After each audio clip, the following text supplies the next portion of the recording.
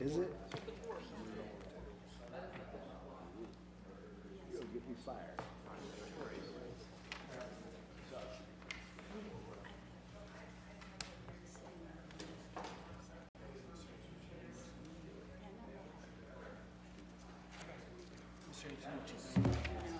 Yeah. No, that's good to know. Thank you. I'll check into it. Yeah. Yep. Thank you. Okay. Hello. That's after 1. It's now 1:02. We'll begin the Planning Committee meeting of Akron City Council.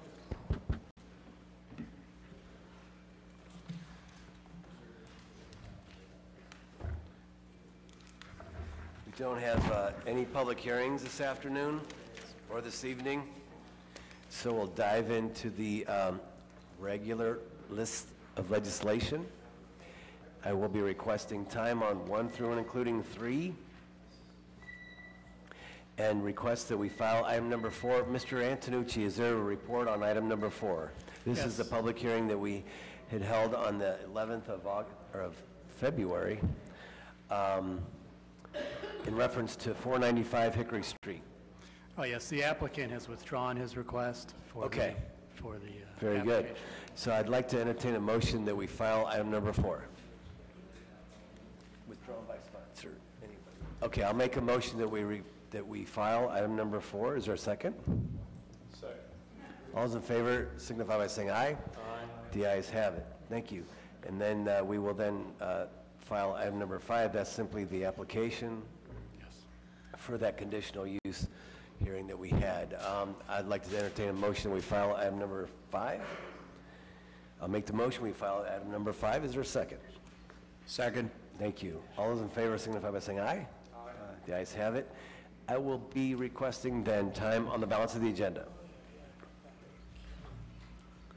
All right, very good. We'll now move on to the new list of legislation. Item number 3 is authorizing a conditional use to establish a daycare center at 515 Merriman Road. It's actually child care center.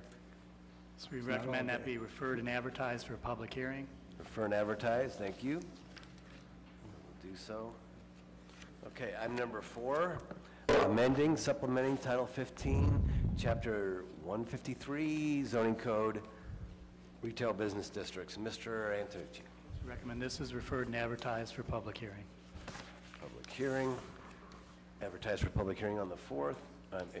Item number 4, silly me. 5, declaring a certain improvements to real property located at the Ascot Urban Redevelopment Area to be a public purpose and exempt from real property taxation, providing for the collection of service payments in lieu of taxes and the deposit of those service payments in the appropriate fund, providing for the payment of a portion of the service payments to the Woodridge Local School District. Mr. Becker. Yes, Mr. Chairman, members of the committee.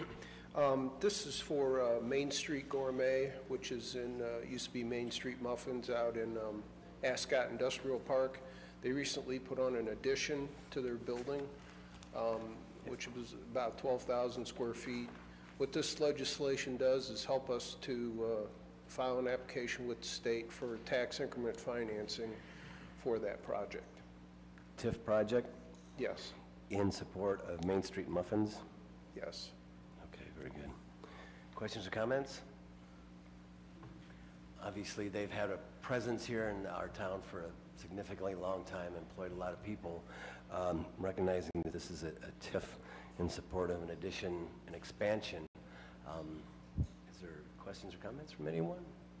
I'd like to recommend that we suspend the rules with a favorable report. Second. All those in favor signify by saying aye. Aye? Aye. Sure. Mr. Neal. Technological.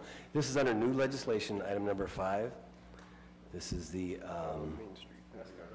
yes, sir. Ascot Urban Redevelopment Area. It's splitting parcels so that we can TIF a portion of it for Main Street. Yeah. They're located within the Woodridge Local School District, versus if it was in Akron. Versus the Obviously, the Akron Akron School Public District, Schools, if yeah. it was in Akron, but this is, So the schools get their portion of the TIF, they usually, of the real estate taxes, that comes out first, yes. okay. Any further questions or comments? We have a motion. All those in favor of suspension of the rules with a favorable report signify by saying aye. Aye. Against? The ayes have it. Thank you, Mr. Beckert. Thank you. There's no item number 6 on our agenda. Short of any concerns or comments, we will adjourn. Oh, I do. Mr. Neal. And since we have an hour before our next meeting, I got a couple questions. One thing I'd just like to bring up, it was something very interesting in the paper. I don't know if anybody read it. And I think from a planning standpoint, it piqued my interest is how we have to be, think generationally when we plan. And that was, I don't know if anybody read Bob Dyer's article on the Beacon Journal building at 4040 Exchange. When they went to build that building, there was a landowner who didn't want to sell, so he had a 100-year lease that he put together that they're still paying on in that building. And I say that because we're making decisions now, and I mean, right now in the general perspective of things, they look like good decisions. But if you look at what's happening on the East Coast and on the West Coast with property values, with communities trying to sustain their communities with the challenge of growing their economies, I think in the future it would do us a benefit to understand the impact when we give TIFs, we still don't know the full impact on the 15-year 100% tax abatement. It would do us good to take a look and do a deep dive study to understand what the trade-offs are, so that possibly in the future when someone comes to us and asks for a TIF or some type of incentive, we can work out something that's friendly to them but that would also bring a return to future generations in some type of asset payment. And if anybody has a chance to read the article in Beacon Journal, I think it's one that showed that whoever that property owner was, they had some foresight to understand that their landlord is still being compensated on that lease. Like I said, it was a 100-year lease. It was obviously a good deal for whoever press company before the Beacon Journal that made the deal, because they signed it. But it also benefited his family for years to come. So as one last time, the things that we do when we give TIFs and when we give all these different tax breaks, just taking a look at them and making sure that we're actually getting the return on the dollars that we would hope to get, because possibly we could work out a better deal that would be friendly to any business coming in, to where down the road they would pay. And I'm going to use this as an example. I'm not going to say who the group was, because I don't know if it was public knowledge. But in my ward, there was a group that was asked if some of their land, if an apartment building could be built on it. They made a deal that an apartment building could be built on their land, but they said after so many years that apartment building would switch ownership to their group. 33 years later, that building, those units switched ownership, and now they have an asset that they didn't even have to pay for. That's creative thinking when you broker deals with groups. And I think from our standpoint, I think we have to be more creative in that way. Last thing, Mr. Chairman, I would like to get an idea of what the cost is, because I know we said 1,000 homes are what we're expecting to see built under this new tax abatement. What would be, with the average cost of those homes probably being somewhere between $150 and $250, what would be the prospective revenue generated from those homes if it wasn't under the tax abatement program? So that we could see what the trade-off in revenue that would come in compared to, now that we're not getting it, so we're hoping to get it in other dollars, so that as we continue to go, maybe we look at being a little bit more creative even with the tax abatement program to address some of the issues that we have. Very good. Thank you. Noted. So noted, Mr. Segedy? Yeah, we can talk more about that. Okay, thank you. Thank you. Mr. Mobian? I think I asked this a week or so ago. Do we have a sunset for the tax abatement? No, not at this time. What do did we set goals that we wanted to accomplish in order to figure out when it would be appropriate for us to consider that? I know what we're trying to do. We're trying to grow the population, trying to improve the housing stock, and just make some opportunities available for new citizens as well as existing citizens. And I know we talked about 1,000 units of new housing that's projected to go up based on what we have going on now. There's nothing that we've established in terms of goals that we wanted to accomplish in order to figure out when we would consider a sunset? I think, yeah, to answer your question, maybe to comment a little bit more on Mr. Neal's statement, I think the general goals are what you articulated: to grow the population, to renew our housing stock, to improve our neighborhoods. We didn't explicitly build in an automatic sunset for the program. I think when we presented it back in April of 17, the idea, though, was we hope someday the program is no longer necessary, or at least maybe at the same scope. So I think we, working with council, can always look to see how much building we're getting in the city, and there's flexibility in the Ohio Revised Code and in our own legislation to amend or alter that community reinvestment area that we use for the tax abatement. For Mr. Neal's question, yeah, I mean, that's something I think as these housing units come online, we can look at what the tax revenue would have been. It'll be a little bit complicated for a couple reasons. One is a lot of them are apartments, and so they'll, the units, the 1,200 or so units that are proposed, many of them are in multifamily buildings, but I think the bigger question is, my contention, and I think the administration's contention, is very few of those units would have been built at all, minus the program. So it's a number we could estimate, but I'm not sure, like the counterfactual of having the buildings built without tax abatement. I don't know if that's a good assumption or not. The other thing is the building is likely to improve property values in the neighborhoods, and there would be tax revenue possibly generated from that would be real. But I mean, it is something we could try to estimate. Okay. I'm really glad we're talking about this now, because what I would like to see, and if you guys could pull this information, I know Mr. Beckert is kind of like our CBO, but if we can find out exactly like where the permits were for residential construction, like say from 2012 or so, like about 4, 5, 6, 7 years ago, and then, where the permits are now, that's a great indication in terms of this program itself. I think in terms of measuring, where we're at and the success of this proposal that we voted on. That would give us a good snapshot in terms of what's going on out there.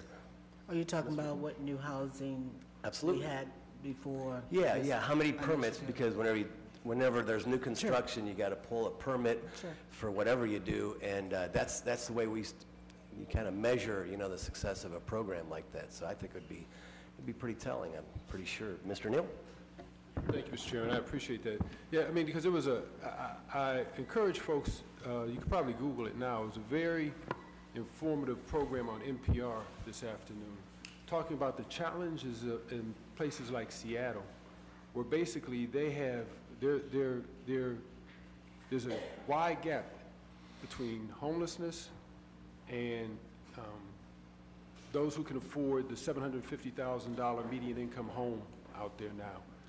The middle class is pretty much being wiped out because the beautiful thing is that you have jobs, but these jobs are creating such high demand that they don't even have enough homes for people to live in. And that raises several things. One, with the long distance job market and everything, if we packaged the amenities that we have here with our housing, that's one way to attract people.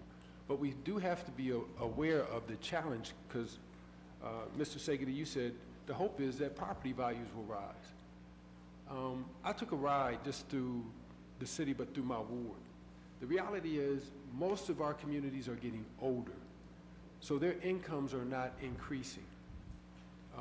They cannot afford a property tax increase.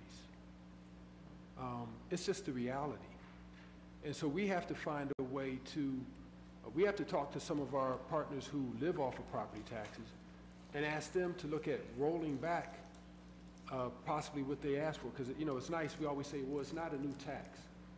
No, it's not a new tax, but it's still a tax. All of us live for the day when we could pay off our car, pay off our house. We don't want to have a car payment or a house payment forever. These folks don't want to have, right now, we have not looked at how we fund our government, and we're using an old model that is not sustainable. And so, you know, when we're giving away tax benefits to folks, and it's a double-edged sword. We want to bring these people into our community, but at the same time, 15 years is a lifetime when you talk about, because that's enough time to almost raise your, well, it is, to raise your children and get them through school. So how can we look at making sure that the policies that we put in place don't adversely impact those who have legacy within our city, who have been here, raised their children, and now they're ready to retire, but now we're going to, not us, this is across the country, people are dealing with this, where people are being forced out of their homes because they can't live in them anymore. So what I'd like to see us do is really get an understanding on what the impact of our present policies are. And we can't just look at ours, we gotta look at how the county and potentially the state, how they're impacting households. And then what can we do to support those? Because using the Seattle incident as an example, Microsoft has actually, I think, committed some couple $100 million to combat homelessness and to support middle-income housing. The problem that they have out there is that it's not in the builder's best interest to even build middle-income housing because there's such a high demand for the upper-income housing.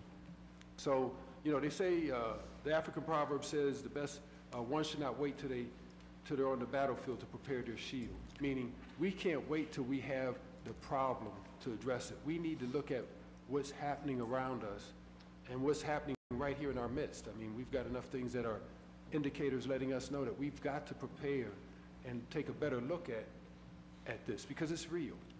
And like I said, when I drove through my neighborhood, a lot of folks, older home, I mean, I know areas where a lot of people retired. Sometimes you don't even have to know. You drive by the house and you start seeing, anytime you start seeing wheelchair ramps and things, those are indicators that older, you know, something's shifting in that neighborhood. They should not be asked to pay the increase in taxes, because now we've got these folks that have come in and built new homes. They get the abatement, and now we're spreading that on everybody else who really can't afford to pay it. So, Thank you. No, thank you very much. It sounds like a pretty comprehensive study that we're going to undertake, but I can see what you're saying there. I'd like to entertain a motion that we adjourn. Motion to adjourn. Your second? Second. In favor, signify by saying aye. The ayes have it. Thank you. Mr. Segedy. Yes, yeah.